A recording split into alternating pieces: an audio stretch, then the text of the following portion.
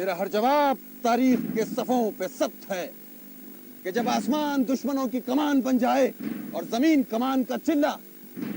حوادث و پریشانیاں تیروں کی طرح برسنے لگیں اور انسان ان کی زد میں ہو، تو صرف اور صرف اپنے خدا کی طرف بھاگو، اپنے خدا کی طرف بھاگو۔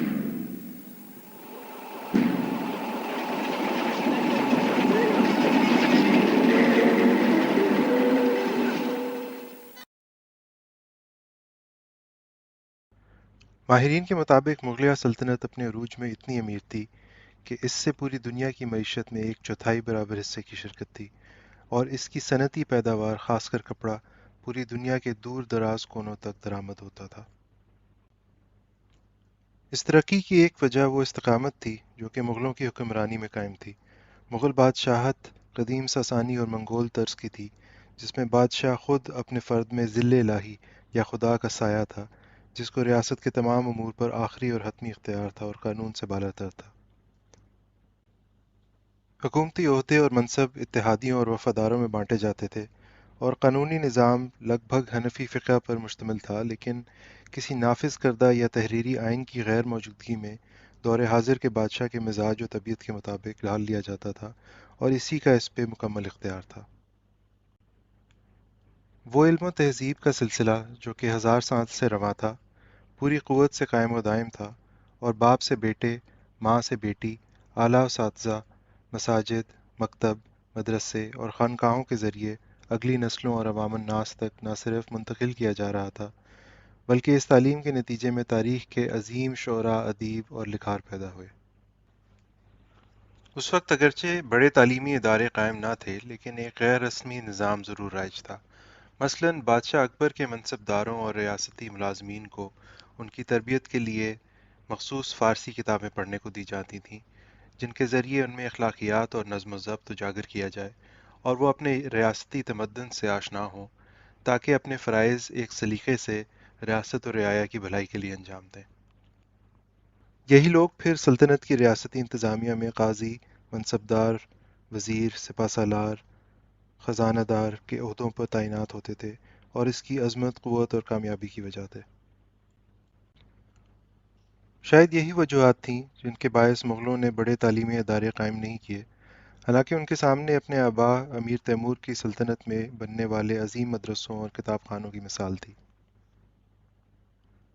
بادشاہ اورنگزیب عالمگیر نے پہلی بار بڑے پیمانے پہ قانون اور عدل کے نظام کو بادشاہت سے بالاتر ادارے کی شکل دینے کی کوشش کی، اور فتویٰ عالمگیری لکھنے کا حکم دیا، جو کہ حجاز، عراق اور بر صغیر کے 500 سے زائد علماء کی 8 سال محنت کا نتیجہ تھا۔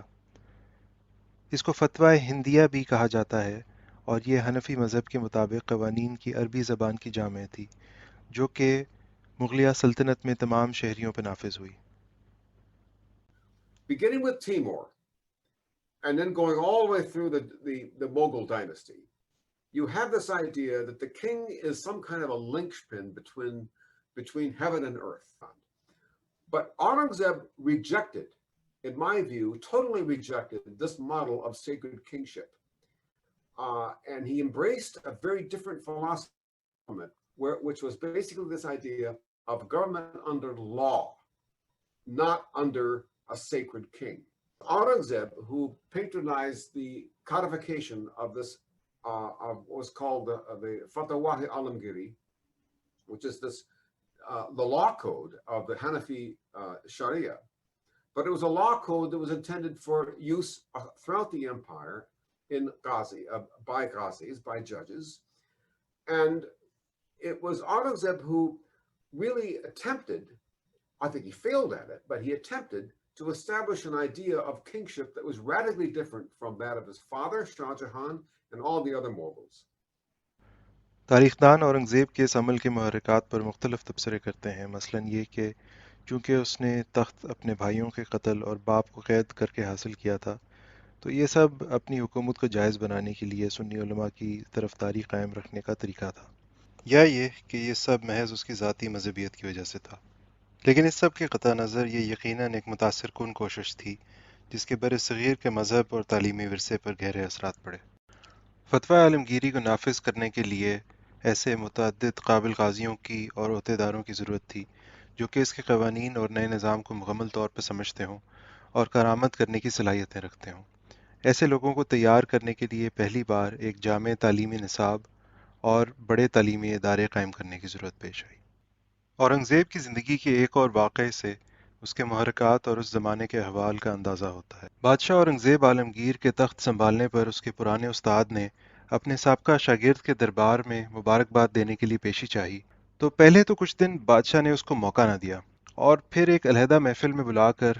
اس پر طیش میں آ کر برس پڑا، اور اس کا یہ مکالمہ ناظرین نے ہمیشہ کے لیے قلم بند کر دیا۔ بادشاہ نے اس سے کہا کہ تمہاری ساری تعلیم میرے لیے بیکار اور وقت کا ضیاع ثابت ہوئی ہے۔ تم نے مجھے باہر کی دنیا کے بارے میں جہالت میں رکھا اور دوسرے ممالک اور خاص طور پر یورپ کی ابھرتی قوتوں کا کچھ نہ بتایا، بلکہ اس دھوکے میں رکھا کہ مغل ہندوستان ہی سب پر غالب ہے۔ کیا یہ تمہارا فرض نہ تھا کہ مجھے دنیا کی ہر قوم کی خصوصیات کے بارے میں، ان کی طاقت اور وسائل،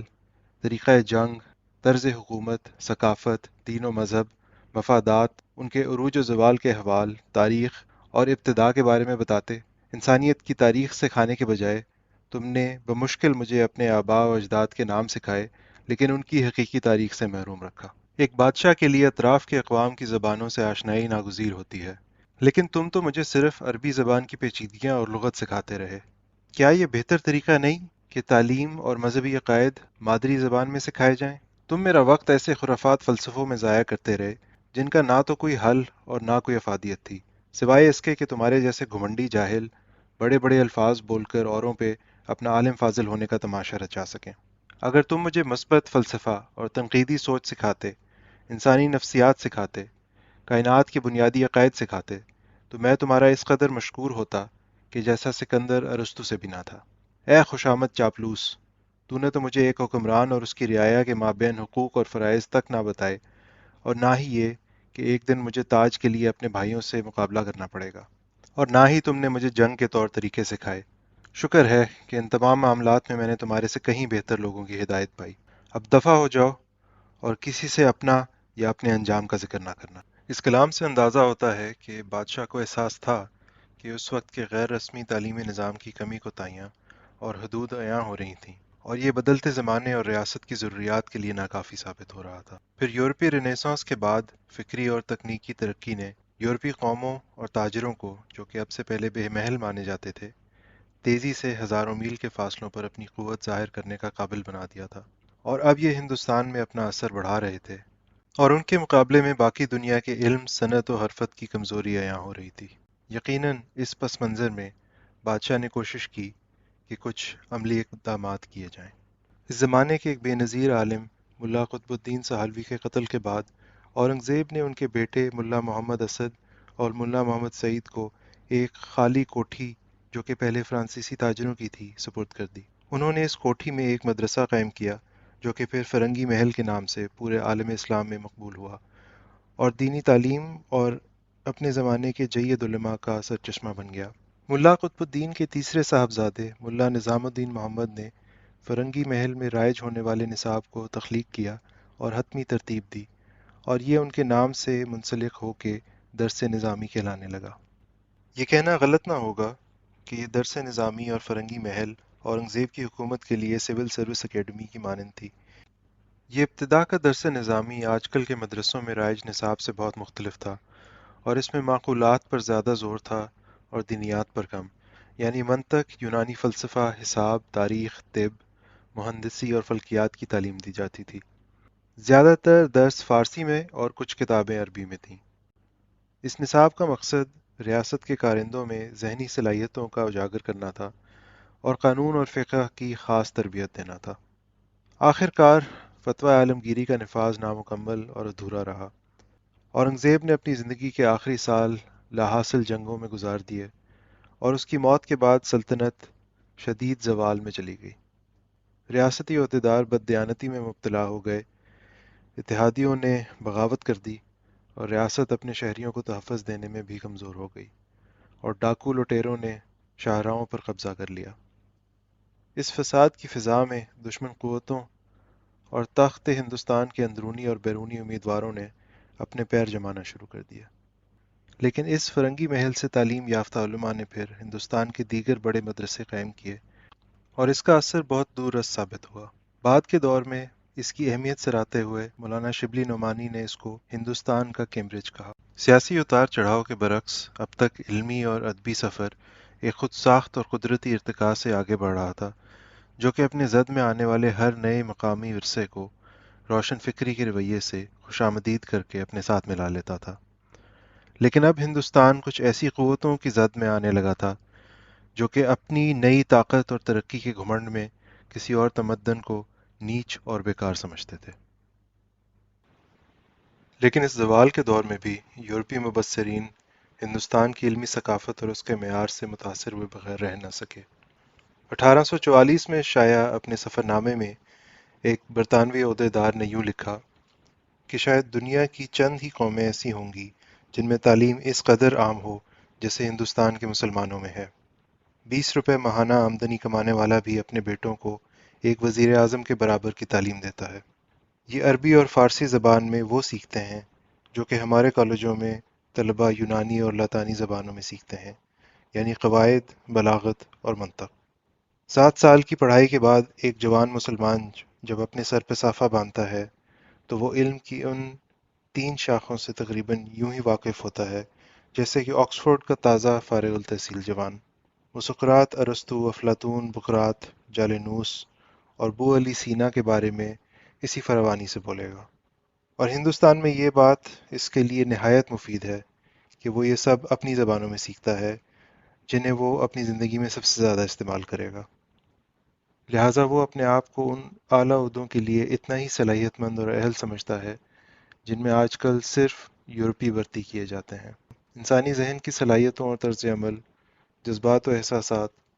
اور زندگی کے تمام فرائض پر امام محمد غزالی اور نصیر الدین جھانسی کی تحریر افلاطون اور ارسطو سمیت دنیا کے کسی بھی مصنف کی ٹکر کا ہے۔ یہ تحریر ان اہل علوم نے کیمیائی تعادل اور اخلاق ناصری میں سمو دیے جو بشمول سعدی کے کلام کے اخلاقیات کا وہ چشمہ پیران بنتے ہیں جس سے یہ بچپن سے بڑھاپے تک گہرے گھونٹ پیتے ہیں، اور اس سے بہتر چشمہ کسی اور قوم کی تحریر میں نہیں ملتا۔ خانہ جنگی، بیرونی حملوں اور اندرونی خلفشار کی وجہ سے 18ویں صدی تک مغل سلطنت کمزور اور کھوکھلی ہو گئی تھی۔ پھر 1764 میں بکسر میں ایسٹ انڈیا کمپنی کے ہاتھوں فیصلہ کن شکست کے بعد بادشاہ شاہ عالم کو انگریزوں نے مجبور کیا کہ تمام ریاستی امور ان کے حوالے کر دیں۔ مغل تاج کی حیثیت اس کے بعد محض ایک کٹھ پتلی کی رہ گئی تھی، اور انگریزوں نے پھر لوٹ مار کا وہ منظم سلسلہ شروع کیا جس کی مثال تاریخ میں کم ملتی ہے۔ قوموں کی تقدیر میں اتار چڑھاؤ تاریخ کا قانون ہے، لیکن ایسا زوال کہ ایک قوم جیسے اپنی یادداشت اور شناخت ہی کھو بیٹھے۔